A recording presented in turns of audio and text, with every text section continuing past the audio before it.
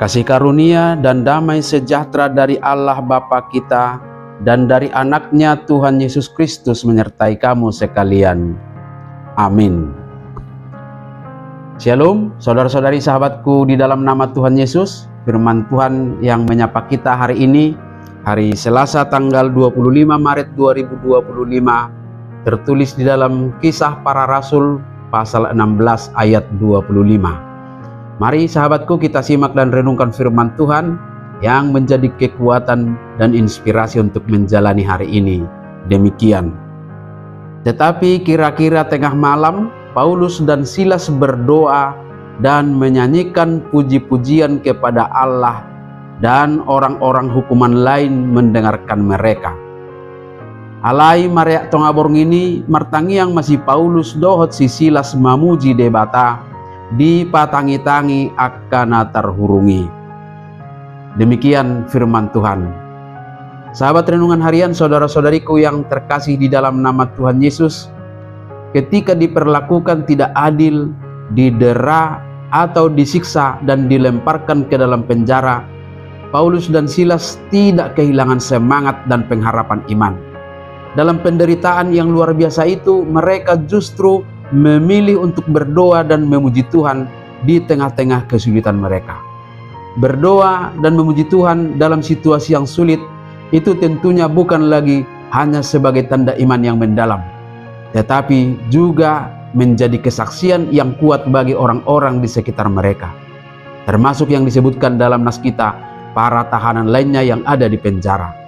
Peristiwa ini menjadi pelajaran berharga bagi kita yang dapat memotivasi kita dalam beberapa hal penting. Yang pertama adalah bahwa firman Tuhan mengajarkan kepada kita tentang kekuatan doa dan pujian di tengah penderitaan.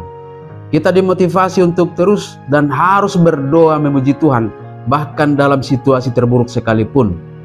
Doa dan pujian menjadi sarana untuk merasakan kehadiran Tuhan dan mendapatkan kekuatan darinya ketika kita mengalami penderitaan. Sikap seperti ini menunjukkan bahwa iman tidak tergantung pada keadaan, melainkan pada Tuhan yang setia dan selalu peduli atas keadaan kita. Yang kedua, sahabatku semua, doa dan pujian di tengah-tengah penderitaan akan menjadi kesaksian yang kuat.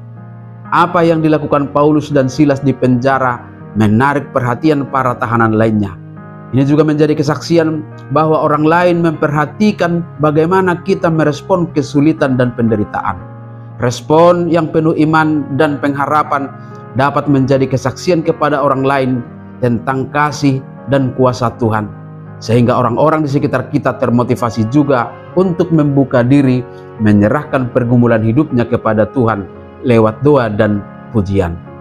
Dan yang ketiga, sahabatku semua, doa dan pujian yang dinaikkan dengan ketulusan hati akan berkenan kepada Tuhan, sehingga Dia akan hadir dan bekerja untuk menolong kita, sebagaimana yang dialami oleh Paulus dan Silas di penjara yang mengalami kehadiran Tuhan. Tuhan tidak terbatas oleh tempat atau situasi. Dia hadir di mana saja, bahkan dalam situasi yang tampaknya paling gelap bagi kita. Tuhan juga berkuasa melalui keadaan kita yang sulit untuk membawa penghiburan, baik bagi kita maupun bagi orang lain. Oleh sebab itu, sahabatku semua, mari responlah penderitaan dan kesulitan yang mungkin terjadi saat ini dalam hidup kita dengan tetap fokus kepada kuasa Tuhan, tetap bergantung pada iman, sehingga kita tidak akan berputus asa dalam menghadapinya. Tetaplah setia, berdoa dan memuji Tuhan dalam segala keadaan. Percaya bahwa Dia selalu bersama kita dan pasti akan menolong dan membebaskan kita. Amin. Selamat beraktivitas. Tuhan memberkati.